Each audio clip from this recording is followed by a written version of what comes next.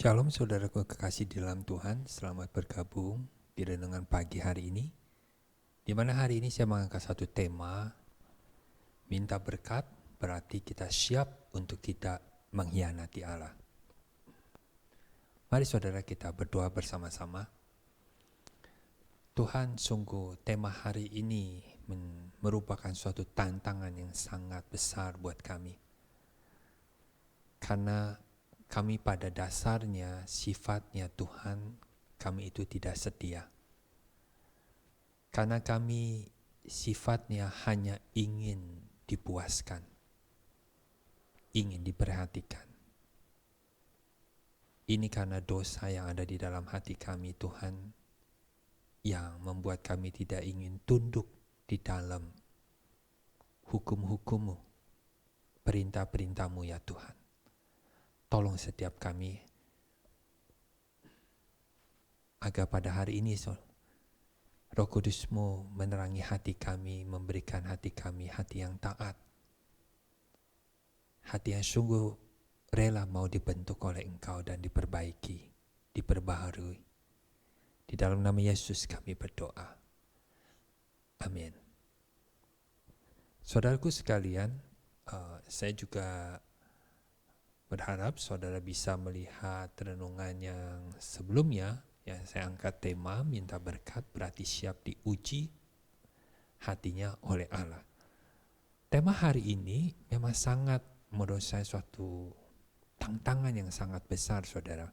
Seperti tadi waktu kita berdoa saya mengatakan kita pada dasarnya itu sangat-sangat tidak setia.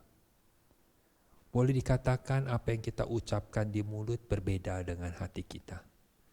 Oleh karena itu Yesus pada saat itu mengingatkan, bahkan menegur secara tidak langsung atau langsung kepada ahli-ahli Taurat dan orang Farisi. Di mana di sini dikatakan, hai engkau orang yang munafik. Mengapa di sini Yesus berbicara tentang doa? Dan dikatakan, jangan berdoa seperti orang munafik. Ini berarti di dalam doa itu Tuhan sangat-sangat memperhatikan ketulusan hati kita. Tapi memang kita manusia adalah orang yang tidak ada takutnya sama Tuhan. Sudah tahu Tuhan Maha Tahu, tidak bisa ditipu-tipu dengan tangisan kita. Tapi kita tuh merasa nyaman waktu kita menipu Tuhan dengan tangisan kita, seakan-akan memang kita begitu mau mengasihi Tuhan dengan maksud di balik itu adalah Tuhan menolong kita. Memang kita sudah terlanjur diajarkan untuk mengkultuskan Tuhan. Tuhan itu seperti itu. Tidak ada bedanya juga dengan orang agama lain yang mungkin dalam agama kepercayaan mereka menyembah dewa-dewa. Ya dewa-dewa seperti itu. Hanya urusannya dia mencukupi, dia itu mendengarkan doa-doa kita, dia itu berbuat sesuatu untuk kita.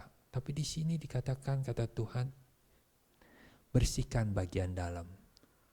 Bagian dalam hati kita ini saudara.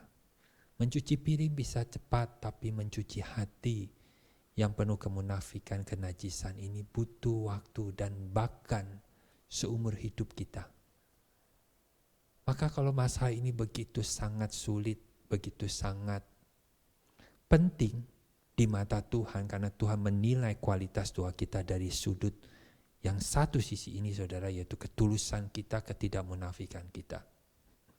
Maka kalau dibilang tentang tema hari ini yang dimana kita membaca di dalam Mazmur 25 ayat 1-5 dikatakan, dari Daud kepadamu ya Tuhan ku angkat jiwaku, Allahku kepadamu aku percaya.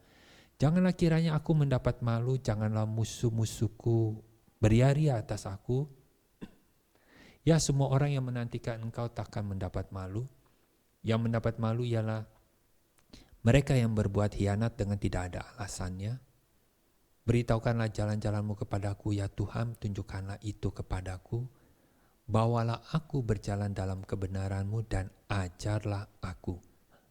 Sebab engkaulah Allah yang menyelamatkan aku, engkau ku nanti-nantikan sepanjang hari. Saudara, sebelum kita merenung lebih dalam tentang Mazmur ini, saudara, kita coba perhatikan 1 Korintus pasal 10 ayat 1 sampai 12. Di mana di situ Paulus mengatakan, aku mau supaya kamu mengetahui, saudara-saudara, bahwa nenek moyang kita semua berada di dalam perlindungan awan dan bahwa mereka semua telah melintas laut. Mereka menjadi pengikut Musa dengan semua dibaptis dalam awan dan dalam laut. Mereka semua makan makanan rohani yang sama dan mereka semua minum rohani yang sama. Ini ayat di 1 Korintus 10 ada menceritakan suatu bangsa yang memang benar-benar asli sesuai dengan firman Tuhan. Mereka adalah yang dipilih Tuhan. Bangsa Israel yang berulang kali mengalami mujizat-mujizat Tuhan.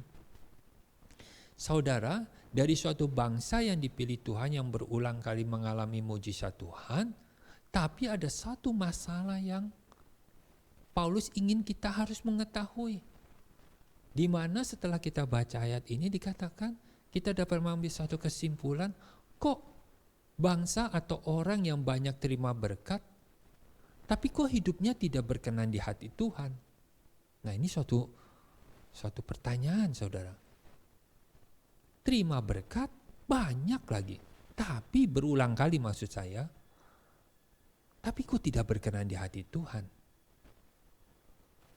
Disinilah Paulus mengatakan, mengingatkan, jangan mendua hati dalam mengikut Tuhan. Jangan mengingini seperti apa yang bangsa Israel ingini. Hatinya selalu mendua. Ada masalah dia ikut Tuhan. Benar-benar berdoa sungguh-sungguh sama Tuhan. Begitu Tuhan tolong. Akhirnya mereka tidak lama kemudian meninggalkan Tuhan, menduakan Tuhan, membelakangi Tuhan. Dan Paulus terakhir juga mengatakan, siapa menyangka teguh berdiri, hati-hatilah agar tidak jatuh. Saudara, betapa kita itu pada umumnya merasa sudah rohani kalau sudah mengalami pengalaman rohani, yaitu terima berkat Tuhan misalkan, ditolong Tuhan. Kita merasa rohani kalau sudah ada pengalaman rohani. Apalagi kalau saya sebagai pendeta merasa rohani kalau sudah ada gelar pendeta. Nah, ini celakanya kita, saudara. Siapa menyangka teguh berdiri, hati-hati, jangan sampai jatuh. Artinya tidak bisa dilihat diukur dari berkat yang saudara alami. Ingat, berkat itu tujuannya adalah batu loncatan untuk kita mengasihi Tuhan selanjutnya. Perhatikan dari Mazmur 25 ayat 1 sampai 5 ini, yang menantikan engkau tidak mendapat malu. Memang betul Tuhan memperhatikan kebutuhan jasmani kita. Itu memang betul, saudara. Itu dialami oleh Daud juga. Tapi kita jangan lupa, kita harus baca selanjutnya dan kita harus mengerti siapa Daud. Jangan kita seringkali menyanyikan, kita waktu Daud melompat-lompat. Jadi kita jangan bilang, suka berkata, kita menari seperti Daud menari, tapi kita tidak menteladani isi hatinya Daud. Daud di sini berkata yang berbuat khianat mendapat malu. Itu artinya dia menyatakan bahwa dia tidak akan mungkin berbuat khianat sama Tuhan. Artinya dia berkomitmen benar-benar tidak mau berkhianat di hadapan Tuhan. Artinya dia berani menyatakan di hadapan Tuhan, Tuhan aku ini tidak mau berkhianat sama engkau. Nah, ini berani gak tidak? Kita seperti itu, Tuhan. Nah, jangan kita hanya berani, istilah kata itu, dengan iman saudara, mari kita mengatakan kita beriman bahwa Tuhan akan menggenapi janji-janjinya. Ya, Tuhan menggenapi janji-janjinya itu memang kedaulatan Tuhan. Tapi beranikah kita setelah menerima janji Tuhan, berkat Tuhan, kita tidak berkhianat sama dia, kita taat sama dia. Raja Daud mengatakan selanjutnya, beritahukan dan bawa aku dalam kebenaranmu, berjalan dalam kebenaranmu. Ini artinya dia juga menyadari bahwa dia bisa berkhianat sama Tuhan. Di satu sisi mungkin begitu maksud dia. Tapi dengan kata-kata ini juga membantu kita untuk mengerti bahwa kita harus selalu mau dibentuk, kita harus selalu mengeratkan, kalau bisa dikatakan dengan suatu istilah, kancingkan bajumu, eratkan ikat pinggangmu. Komitmen, jadi ketulusan itu berbicara kesetiaan dan komitmen. Engkau ku nantikan sepanjang hari, jadi bukan hanya pada waktu ada masalah. Raja Daud bilang, seumur hidupku aku mau di rumah Tuhan.